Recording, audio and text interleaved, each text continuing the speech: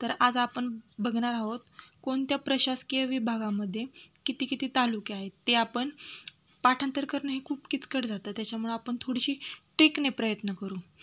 चला तर कोकण आपण पहिले या नकाशामध्ये विभाग मांडून घेऊ.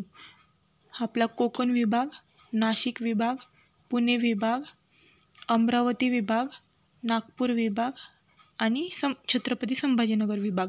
तर कोकण विभागामध्ये 50 आहे.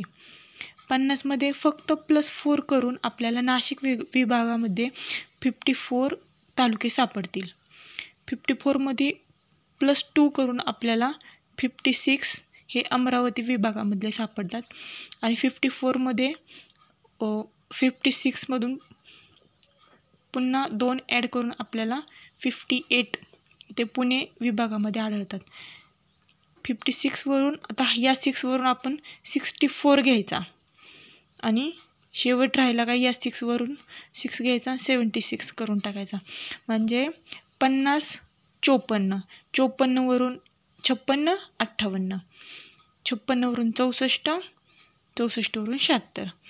अशा प्रकारे आपलं लवकर पाठ होऊन जातं.